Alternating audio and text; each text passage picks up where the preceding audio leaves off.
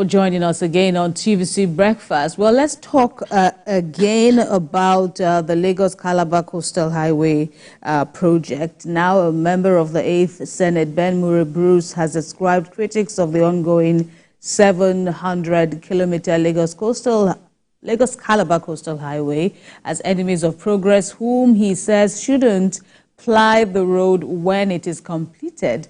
Mr. Bruce said this in a video on X, formerly known as Twitter, where he expressed his total disappointment at those who do not see the good in the project. The 13 trillion naira highway, it's regarded as Nigeria's biggest public infrastructure, will connect 9 states, with its construction projected to last for 8 years. And throwing his weight behind the project, the former senator, that's Mr. Bruce, commended President Bola Tinubu for embarking on such a symbol of a higher future, a brighter future, I should say. And the project, which is supervised by the Minister of Works, Dave Umahi, has received nationwide praise, is also gotten some condemnation elsewhere. Joining us now in the studio to discuss this controversy, Public Affairs Analyst Biodun Shomi. We say a big welcome to you. It's good to see you again. Nice to. Welcome. Yeah. Welcome again. So where do you stand in all of this? It's such a money-gulping project. There's been so many promises as to the gains, but then it's coming with some pains, especially where, ordinary Nigerians are concerned, business owners are concerned, residents are concerned. What do you think? First, this is one of probably the oldest project ever conceived in the history of our country, which has never seen the light of the day. As far back as 1955, this Lagos-Calabar Coastal Highway had been conceived, even before independence. And then during the period when Festus Okutiebo was the commissioner for finance, that's how ministers were called in those days.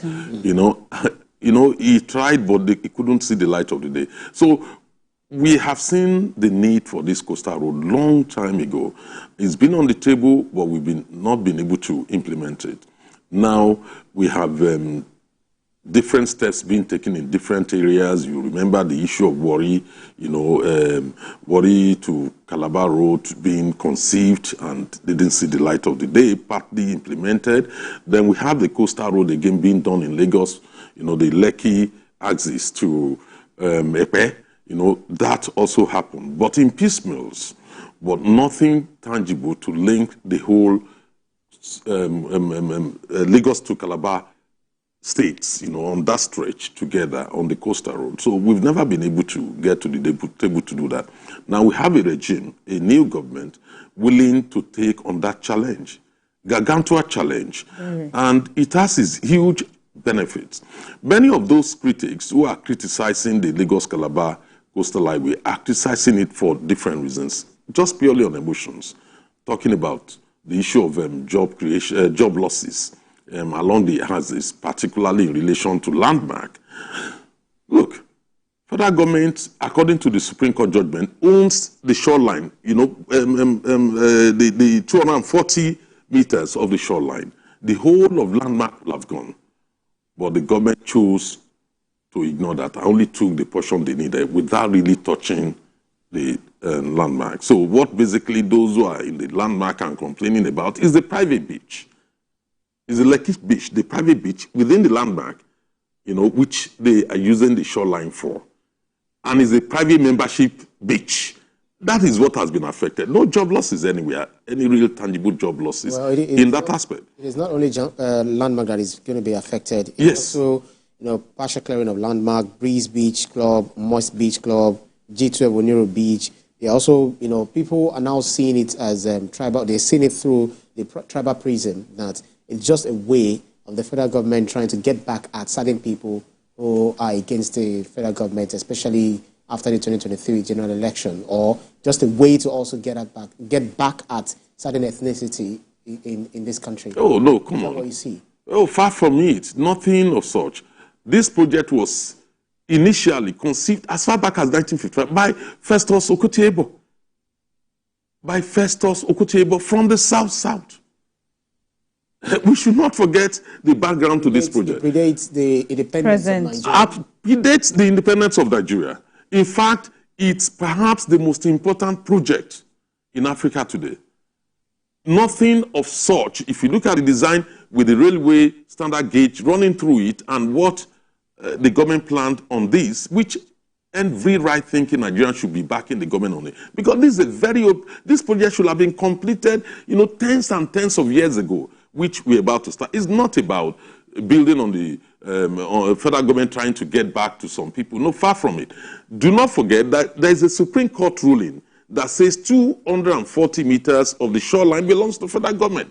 All these places we are talking about actually falls within the federal government's land, and yet they did not choose. They chose not to destroy them.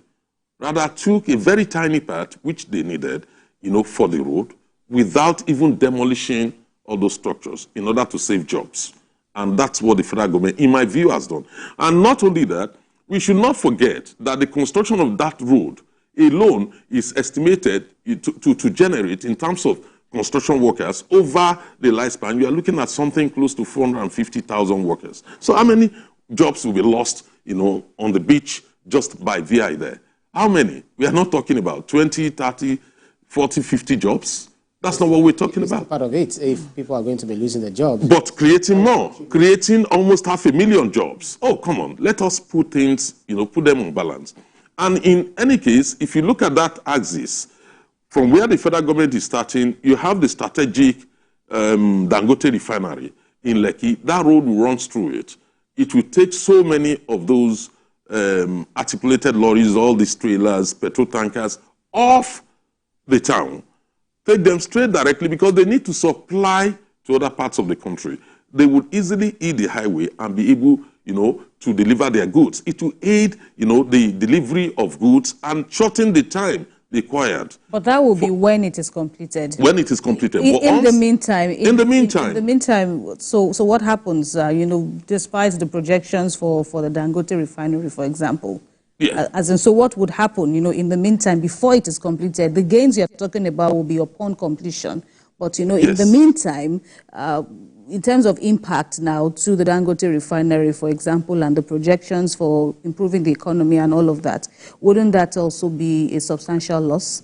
No, it won't be a loss. The road was not conceived when Dangote refinery located in Lekki. Okay. It was not even part of the federal government idea, at that point in time. Many people have spoken about it. We've spoken about East-West Road.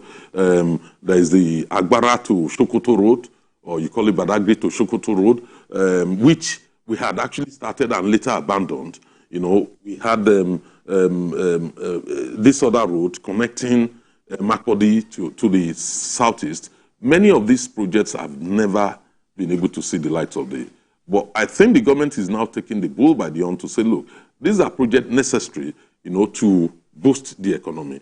Once the road is completed, it will also aid the movement of goods and services, bring down the cost of transporting goods, transporting human beings, passengers from one place to the other. It will open up the whole coastal highway and lead to the development of tourism. Go and check anywhere in the world. Coastal roads boost tourism, and that will bring in the required revenue which the country desires. It's going to increase our GDP. Whether we like it or not, just go and look at anywhere. Go on the Lagos-Ibadan axis. The moment you start constructing highways and all that, you will see businesses prefer to be on the highway. And that's always the approving, sites for construction, because it reduces the time they move their goods from one place, from their manufacturing base to the desired market. So it's going to open up a completely new areas, for investment. And therefore, when you look at the economic gains of it, it's massive. Just for instance, just take a look at Lekki, Lekki Expressway. Before Lekki was opened up, it was like a marshland. You have villages there, but look at Lekki today. How many people can afford to buy houses there? Look at businesses that have relocated into Lekki. With that opening up Lekki, you won't have Dangote refinery there. And these are benefits which will accrue over a period of time, in addition to job creation. So we must not lose sight of all the benefits. Most of the people criticizing this project currently are doing it for emotional reasons. And that is basically what it is. Well, certainly, maybe they will not agree with you in entirety, because some other observers believe that getting to Nigeria, moving to different places, state governments are struggling to do their roads, and then leaving the federal roads, to the federal government to come and fix. We have the Lagos, Lagos-Abeokuta Expressway. We have another one in Benin. And so many pictures, videos are actually surfacing on the internet. I say, come on, federal government, fix all of these roads. You're not fixing them. Rather, you're going to, build an entirely new road. Why don't you fix those roads in the hinterlands before you now think of, sinking that huge amount of money, for the coastal highways? My understanding in the last couple of months is that, for instance, the Lagos-Sango-Ota, Abeokuta Road has been ceded to the state government, and they're going to construct that through the PPP model. And also the other road in Benin is also being considered for PPP. The problem is that you cannot continue to operate in a democracy, talk about federalism, and then we expect the coordinating center to provide all the roads in any state. The state governments have their own responsibility, and some of them are living up to it. So are you saying that the state government should take over the, hitherto federal roads that are not really touched enough by the federal government, because they pass through certain states? Look, the fact of the matter is we've been calling for restructuring the country, true federalism. In a true federalist system, the federal government will not have business constructing a road within Lagos. It's only the federal highway to aid movement from one place to the other. In Lagos, there are over 40 federal roads, in Lagos alone. So why should that be the problem of the federal government? Currently, that is the situation we found ourselves, and some of these roads are being devolved, and we've seen some of the things they are doing along Badagry, my two axis, where the state government actively got involved and trying to develop some of these, facilities, infrastructures. So therefore, when you talk about true federalism, we should also bear in mind that there should be a limit to what we're expecting the federal government to do. Rather, we should be looking at how resources are devolved to the states so that the state can perform better than what they are doing currently. But if you are to look at the Lagos-Calabar Highway, it is not an excuse to say because we have not constructed one road in Lagos or one road in Ogun or one road in Kano, and because of that, because it's a federal road, we should suspend that. That will bring enormous economic benefits to the country. The government has to look at everything in totality. Not all these problems inherited can be solved in a day. We all need to understand that. The fact is, this one will bring not only almost 500,000 jobs, plus when you now look at new companies, new industries that will spring up along that corridor, oh, come on. The enormous benefit is such that we cannot ignore it. What about unemployment? It will help to tackle the problem of unemployment to some extent. Also, the growth in tourism. We should not forget all this. Go to any coastal road anywhere in the world.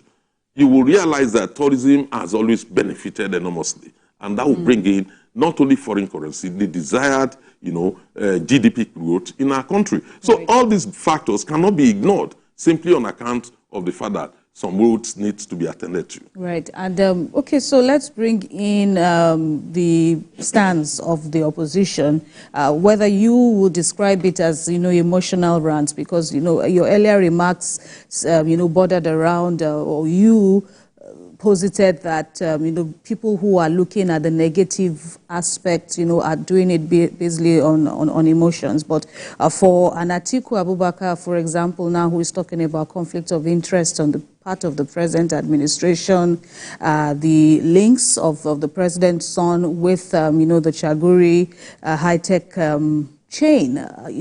Do you still call that, emotional, or is there some, do you see some, how will I call it now? Do you see some merit in that argument? Look, the whole debate first started because people do not understand the nature of the project. Atiku contributed at that point when they raised the issue, they didn't go through the due process. When they now realize that they went through the due process and it's an EPC project plus F, which is engineering, construction, procurement, and financing project, is like a counterpart project. The federal government is only providing the counterpart funding for that project. They changed the story. the story now became, yes, well, maybe they went through a due process, but why high-tech? Without saying, why not high-tech? That is one thing they never mentioned. High-tech is probably the only company in Nigeria today that specialized in the construction of roads along the coastal area. You can see, for instance, high engineering input into coastal road. You can see what they've done with Eco Atlantic and some other places. So therefore, there are different methods of shortlisting contractors. You can do selective tendering, you can do open tendering and all that. So in the federal government's wisdom, which the FEC agrees and which the due process office also agreed, they chose to do it that way and then got the clearance. And suddenly the story changed to Seyi Tinubu. He sits on the board. The impression that everybody gave, the article gave, is that Seyi Tinubu is actually a business partner of the Shagoris. They sit on their empire together. But that's far from it.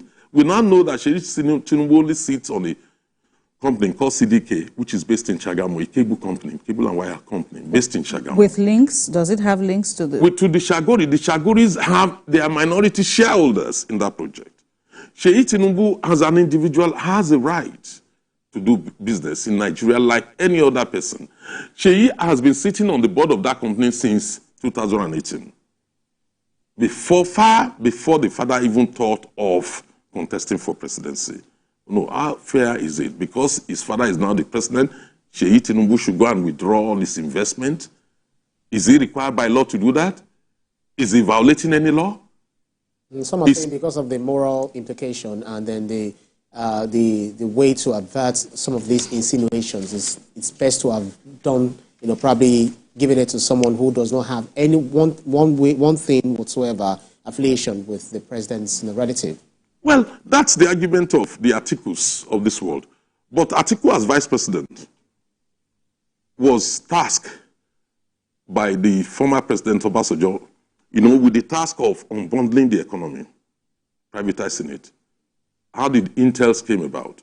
As a sitting vice president. This is not what we are talking about here. What happened? Look, go and read Obasanjo's book, My Watch. You will see a lot of revelations in there. So Atiku is not even in a good position to raise some of this argument. Now, but in reality, let us leave the emotional issues apart. Is Tinubu the one, President Tinubu the one sitting on the board of Shagori? Is he a shareholder in Shagori's business? He's not. Does it mean his son cannot trade in Nigeria? He has a right to, under the law. No law has been contravened in this process. When you look at, don't forget, this Seyi Tinubu has been sitting on the board since 2018, before Tinubu contested the election. Another concern, Mr. Showunmi, is this, unlike the PPP arrangement, is, this counterpart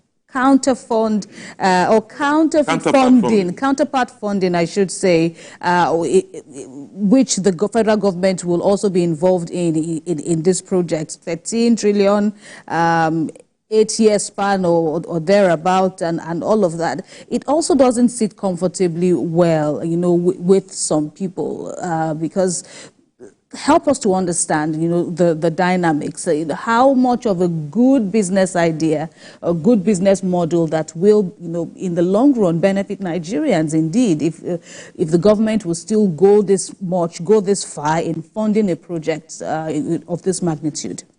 Yeah, like I said earlier, the project is EPC plus F, engineering, procurement, construction plus financing. The federal government, at the end, in the final analysis, will not be contributing, more than 30% by the time the project is completed. Currently, the federal government has contributed about 1 trillion or something, as part of his own counterpart funding. The way counterpart funding projects works is this. You have a private sector financing a project or an independent sector financing it, and then you receive the counterpart funding. The federal government is not responsible for funding the project. They are only responsible to contribute their own counterpart funding for that project. The bulk of the financing of this project will come from ITEC. that is from the private sector partner. I mean, you are talking about 70% of it will come from the private sector partner.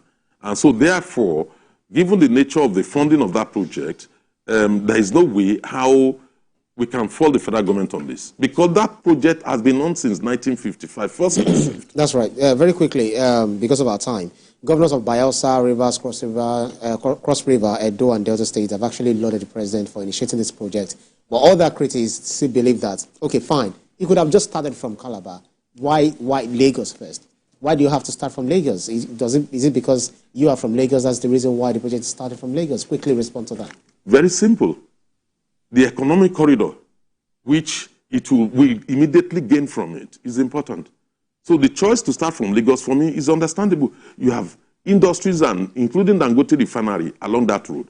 Don't forget, a good portion of Epe has been dualized to allow for easy access, towards Benin. So that's understandable. When you talk about starting from Calabar, it will not have immediate economic benefit, in my view, than unlike starting from Lagos. So those who are saying that are only imputing things which I don't think really exist in the minds of the project might be abandoned, because you talked about so many projects that were started and abandoned along the line. You're not worried that this might probably suffer the same fate? I doubt. Even beyond the Tinubu administration. I doubt whether this will happen. We all remember that when the federal government, removed subsidy, one of the promises made by the federal government is that they will invest in infrastructure, education, and health.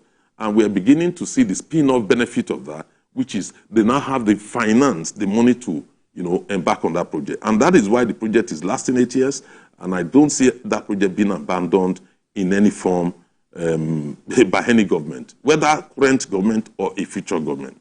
I don't see that happening. And the issue of compensation, in addition to that, because I was about to ask you how sufficient this compensation is for, according to government, those with valid papers and all of that. In addition, the residents there, the landowners there have spoken about this wasn't the demarcation that, previous governments had arrived on. There appears to have been a relegation, so to speak. So villagers, the landowners are asking that. So what happens to the previously demarcated, portion of land which they had separated for this project many, many years ago, and now you're coming to take about, bring down villages just because of this project? Can you make that, just a quick conclusion? Yes, payments, compensation have been paid on the previous routes.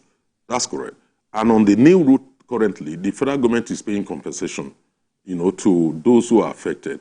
How adequate is that compensation depends on whether in the first instance you have building permit, you have all the necessary permits which you are supposed to have, CFO and all that. If you don't have that, then that's a different situation. Then we should also not forget that some of them may not necessarily get as much as what they're expecting. The simple reason is because 240 meters, from the shoreline happens to be federal government. So for federal government to agree to even pay compensation to those who are already encroaching on their land, I think it's laudable.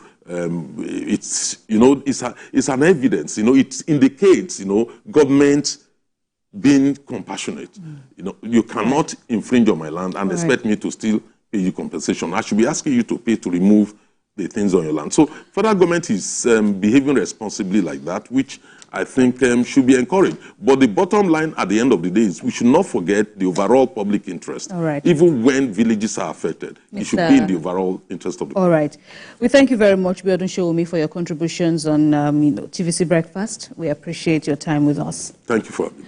And that's the program, TVC Breakfast, this Tuesday. We hope you can join us again on Wednesday for the midweek edition. But we must warn you that all the views and reactions of all our resource persons and theirs and have no connection with TVC News. Thank you very much for watching. Up next is Your View with the Lady.